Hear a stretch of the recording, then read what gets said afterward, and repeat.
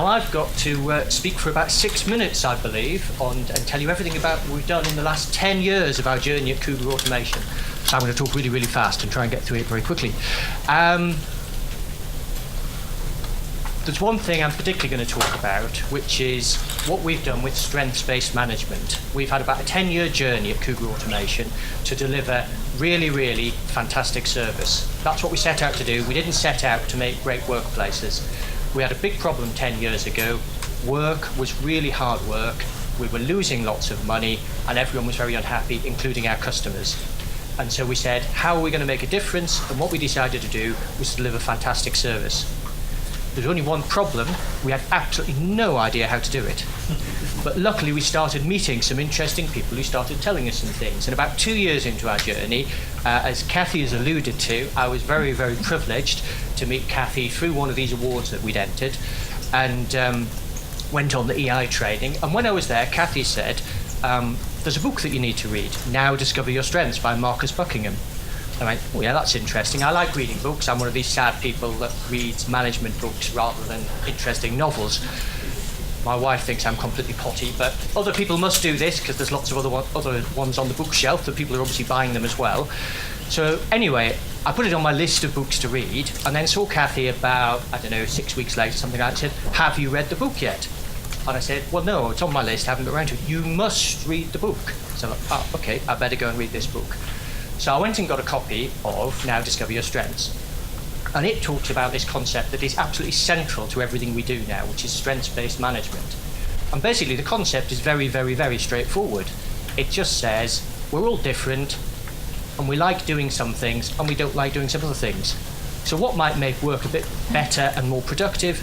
Do the things you enjoy doing, and don't do the things that you don't enjoy doing. And I think Henry alluded to it earlier. The Gallup organisation, whose research backs up this book, they found that only 20% of people at work are doing what they actually are naturally good at and enjoy doing. So we started to kind of do something with that, but without doing everything on the cheap. So all I did was bought a box load of these books and put them in reception and told everyone, there's some free books there. Notice the word free. That always means that they get taken up very quickly. Now, we're an engineering company, so we're all very staid and logical people who don't do all this touchy-feely stuff. All those books disappeared really quickly, and it's got an assessment in the back. You can go and do this kind of strengths assessment online. There's a little code for it. And suddenly, everyone was doing this, and all around the business, all of these very staid engineers like myself, we were all talking about what our strengths were. Now, it was quite interesting. All I'd done was paid £5 a person for a book, and done nothing else so far except put them in reception. Next thing that happens is a group of 4 managers in the business came up to me and said, you know what, Clive, we've realised we're in the wrong jobs. We shouldn't be doing these jobs. We're not playing to our strengths. Now, we all know as managers that we sit around having conversations about, problem people, and we should have difficult conversations with them, but their performance isn't quite bad enough to kind of go and do anything about it. So one of these people, okay, that chimes a chord, that's interesting. One of these people in particular, and I won't name any names, had been a project manager for us. He joined us as a project manager. He was in his late 50s. He'd been doing this as his job for a long time. He was a professional engineer. And he said, you know what, Clive, I've realised that I really hate being a project manager. I used to love it when I was doing the technical engineering. I hate being a project manager. And I'm only really doing it because I got a good degree. I'm meant to go through my career. That's where my career path took me. And my wife expects me to be in this kind of job. And I'm thinking to myself, I didn't say this, I'm thinking to myself, well, that's very interesting because you lose us a boatloads of money as a project manager. And we've been wondering what we're going to do about this. But it's very, very difficult because there's lots of factors and, can we really pin it on you? Or was it a dodgy customer? Or was it a difficult project or something like that? So anyway, so this guy changed to become an engineer. And that was about 7 years ago now. And he's been one of our best engineers ever since. Really well respected. So that was one of 4 people who made that change at that point. And when that change happened, our results shot up through the roof, our customer satisfaction shot up, and our happiness in the business shot up. This has been absolutely central to what we've done. And actually, it seems a bit trivial, kind of, well, surely you'd do that, wouldn't you? Let people do the things that they want to do. But that's not what we do in management, is it? We do the opposite. We have these kind of appraisals and performance management, and believe me, I used to do this stuff in the past. I used to do it a lot. And what I used to try and do is change people. You're not quite doing this job well enough, so what would I have done for this project manager? What had I been trying to do? I was trying to change him, get him to be the project manager I wanted him to be. And we don't like being changed. I certainly don't like being changed. I think most people don't like the idea of their manager changing them. And what we do now is very, very easy. We don't try and change people to fit their job. We let people change their jobs to fit themselves. And that is so much more productive. And then everything else just became easy once we realised that. And we found that was the answer to most of our management questions. And now almost any management question, problem that I get put to me, I see an answer that is based in strengths first and foremost. There's lots of other things that are important, but that is the central bit. Now, if I can, Henry, I'm going to move this slide on. Yeah, downward arrow. Downward arrow. Yeah. Well, hey, there we are. Okay, I guess from the laughter you can see what this is. So the guy driving the truck couldn't be bothered to get out and move the log, could he? You all heard of David McLeod, the employee engagement expert? I was privileged to hear him speak a few years ago, and he put this slide up, and he was using it to illustrate the importance of employee engagement. And he was saying, you need to do all this stuff, which I know it costs some money, but this is what you get if you don't do that, and you don't spend the money. And I'm sat there in the audience going, well, I agree with what you're saying, David, but it doesn't have to cost any money at all. If you get the recruiting for strengths right, you're fine. Now, I'm a little bit like this, but there are people who like to have everything neat and tidy and straight. Everything's organised in the cupboards. You sit down at a table in a restaurant, you have to line up the knife and fork and that kind of thing. Yeah? Anyone in the room that might admit to knowing someone like that or being like that? Yeah, okay. So, could you do that? Could you drive round that log? Absolutely couldn't. So recruit for someone who has to have everything straight and neat and tidy. They would stop and get out and move that log. It hasn't cost you anything. Just when you recruited them, you paid attention to that one factor. And actually, they go away having a really enjoyable job as well. Because they get home at night and they say, you know what? I painted some really, really nice straight parallel lines today. That was fantastic, wasn't it? And if you recruit for a few other things, like they like being maybe on their own, they like being autonomous, they like listening to the radio all the time, and you've got that key factor of the job that they have to do nice straight lines, then it's absolutely fantastic. So I've got a red card saying stop, so I will. There's a lot more than just the strengths, but strengths, as you can see, this is our philosophy. It's absolutely central to everything we do. Thank you very much.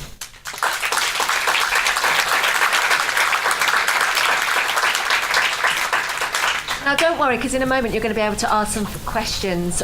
But before that, we're going to have not just one, but two special people come up to the front here. I'd like to welcome Marion and Buddy. And Marion has shown that you can change in all kinds of unlikely places.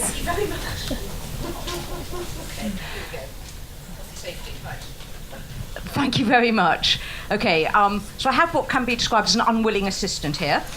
So we'll see how this goes. Right. So yes, I'm Marion Janner from Star Wars, and I'm going to just briefly describe how Star Wars got set up and how we've been influenced by Happy.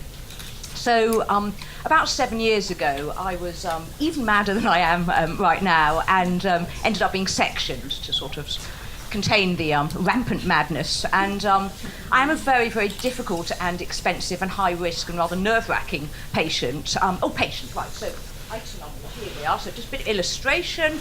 So here I was, resident in hospital, with my little dressing gown on. Yes, there we are, bad. So I was in hospital, and the staff in some ways were doing the equivalent of painting around the yellow line, although in our case it was wasn't avoiding the log, it was avoiding us. And it was very striking that we actually had staff there. They were right alongside us, but they avoided us. And it I could tell they were very, very nice staff, because when they did engage, they were great. But there was extraordinary sort of paralysis. Hello, staff were just more paralysed than the patients. So when I got home, I had a little think about, thank you, there we go, about, good girl, about, well, what was going on and what could be done. And I came up with 75 ideas, just small practical steps that wards could take to improve inpatients' experiences. And having got those down, oh, you're such a good girl, you're so pretty. Having got those down, I then wanted to, we'd started to get those introduced into hospitals, and they were having a very positive effect, and a positive effect on staff morale and so on. And I thought, well, to give it real welly, what would be great is if we could convert these ideas into compulsory standards. I'm almost embarrassed, ashamed to say the words compulsory standards. So not where we are now. Anyway, I had many conversations with Henry about it, a few arguments about celebrating mistakes, because mistakes can be a little spectacular on locked wards. But anyway, apart from that, slight difference of opinion. But anyway, I became absolutely convinced. I was already, Henry had already introduced me to Ricardo Semler, whose book Maverick I saw was out there. Brilliant, brilliant book. So I was sort of heading in the right direction, but just sort of going a bit diverted. So I believed Henry. I trusted Henry and absolutely believed that really, these were good staff. These were good people. I mean, they're fucking saints, really. I mean, it's a very grim job, and they were, turning up to their shifts, but they just weren't able to flourish. And I got it, the thing that what you need to do is to trust, equip and support staff. Not just Henry. There's a great book called If Disney Ran Your Hospital. Sounds all very Mickey Mouse and so on, but actually it's a superb book very much about that, trusting, supporting and equipping staff.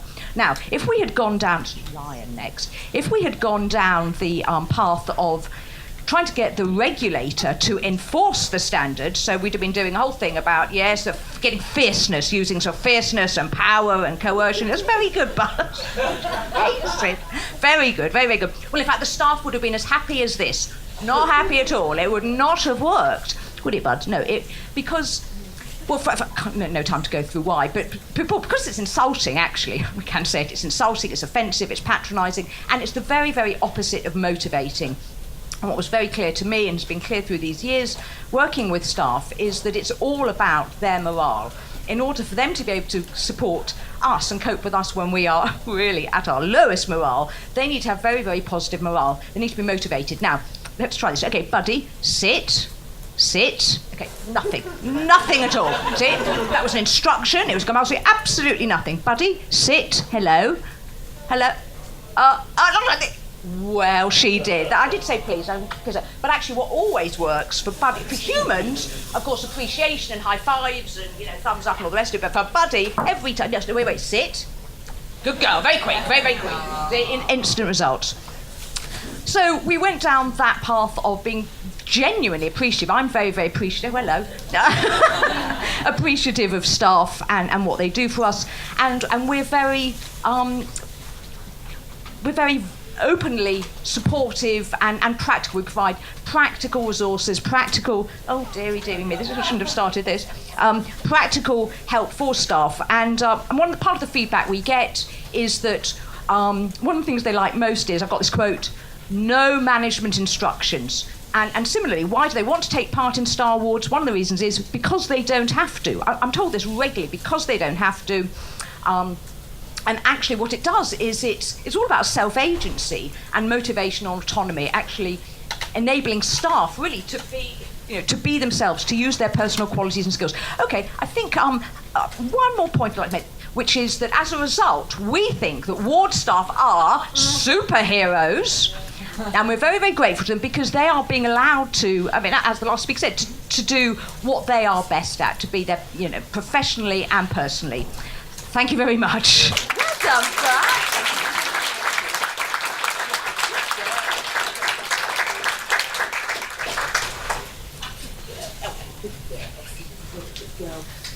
Okay.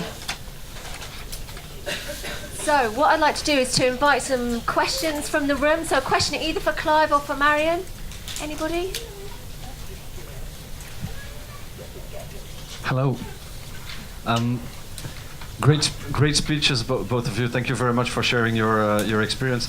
I have a question for Clive. When you say that people should be doing what they're best at and what they most enjoy doing, I think some people really enjoy doing stuff they're really not good at it, and they're so good at some stuff that they won't even realize they're good at that, and they will do it so easily that they won't even realize how good they are. So how do you really find out about their real strengths? Yeah, it's all very difficult stuff, isn't it? And there's no easy answers. Feedback's been talked about. You need to have a clear sense of purpose. That's how we try and do it at Cougar Automation. We're very, very clear about what we're trying to achieve. We want our customers to rate us 10 out of 10. We want everyone in the business to be happy and fulfilled. That's an obligation on each of us to everyone else in the business. And we want to eliminate all waste. If we do those three things, we think we'll be successful. We ask people to use their strengths to do that. And we try and help and support people to discover that. And we get help from Happy as well in doing that, and Kathy and the things that we do there. But there are no silver bullets to it. But we're convinced that if we keep working towards that end, we'll get better and better results, and we'll be a happier workplace as a result. Any other questions? Okay, coming to the back here. Clive, you said that some people wanted to change their jobs, and you let them change their jobs. What about the compensation benefit packages they had in their previous jobs? Did they move with the same packages to the next job? They just stayed exactly the same. Exactly the same. Yeah, I mean, no one's going to look for a pay reduction, are they? But it is better to have someone in a job where they're underperforming and being constantly destructive. They didn't say to do something where they're constantly positive. It was an easy choice for us. Okay. Just to add one other thing that Cougar did, which was actually what they introduced, was another way to get promotion, which wasn't just about being a project manager. So being male orientated, they came up, I don't know if you remember, one of the first pictures had a karate black belt guy. So they came... Male orientated, is it? Well, for me it felt like that. But one of the things was you actually then had two paths. So you could become a really, really, really, really clever senior engineer, or a project manager, and actually that meant that there were alternatives and not just one route, and that is really about recognising strengths. So how can you do that in your own organisation? I would just like to push that a little bit further and say, I mean, the way we come to understand that now, becoming a project manager isn't a promotion. We talk about that as being a role change. Everyone is on the same coloured belt, sort of martial arts style system. If you become a project manager now from being an engineer in our business because you believe that's your strengths lie in that area, you stay on exactly the same belt, just as if you go from being a project manager to being an engineer. You go up through the belts because you're showing that you're getting better and delivering more in that role that you've chosen to be in. So people have role changes, they don't get promotions. A promotion is going up through the belts in whatever role they're in. So you define the belts according to the development that people went through in themselves. The contribution, the results that they're giving into the business, yeah. Okay, I've got one more question at the back here. Hi there, I've got a question for Marion. I love what you've done, and I'm really interested to hear a bit more. Of your 75 quick win ideas or ideas for the wards, which proved to be the most popular? Actually, it was a comedy evening, interestingly enough. And I suppose this is a bit of a sort of classic for us, is that a lot of television gets watched on wards. We talked before about, generally a lot of television is watched.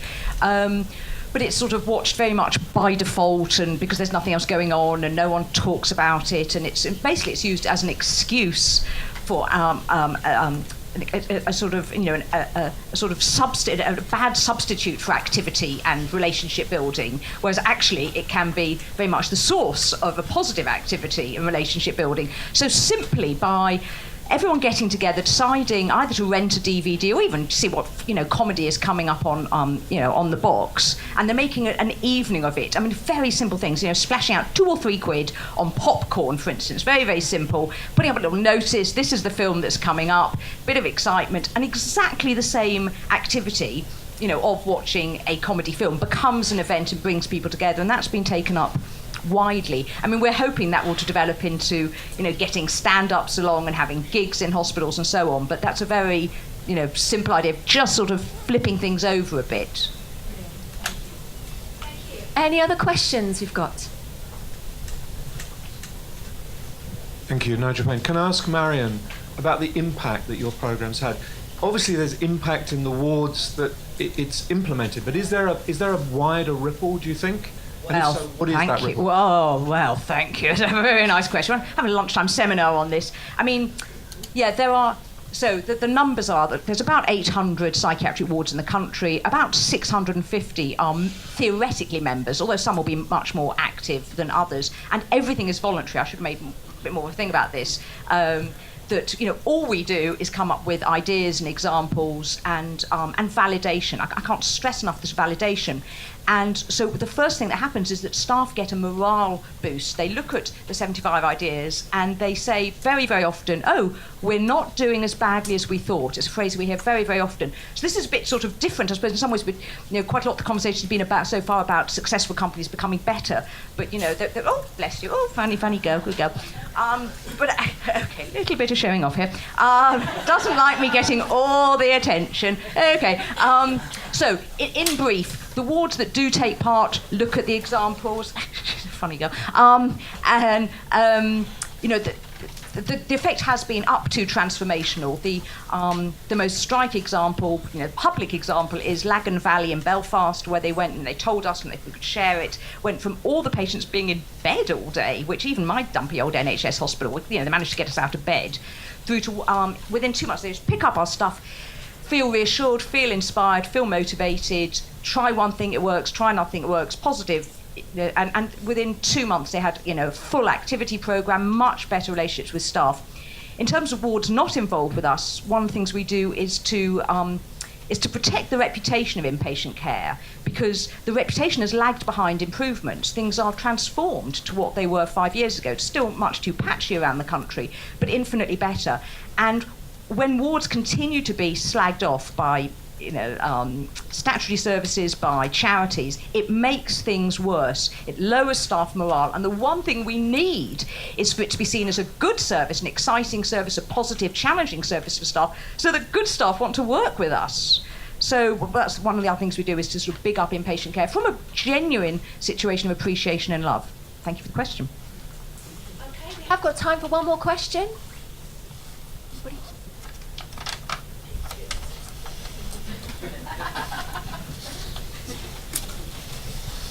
Hi, it's a question for Clive. So you were talking about recruiting for strengths.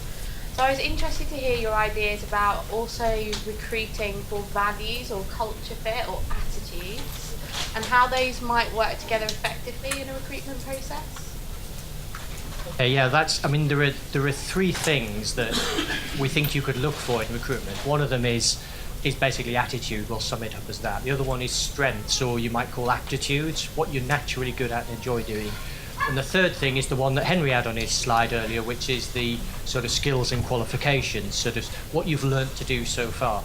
And what we do is we say the first two I've mentioned are mandatory. You've got to have the right attitude to be a Cougar Cap, to join our business, and you've got to have an aptitude for one of the roles that we have within the business. So you're going to have some chance of playing to your strengths. The third part is entirely optional.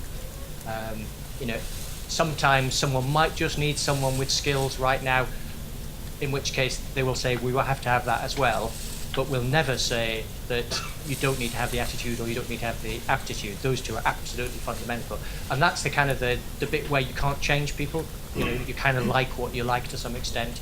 So if you get those bits, that's fine. And then the skills, people learn very, very, very quickly. We find you can bring in someone who has no experience in our industry. If you've got the top two things right, within 2 years they'll be seen as an expert within our business. Whereas typically, traditionally in engineering, our kind of engineering, you think people have got to have 10, 15, 20 years to be seen as an expert.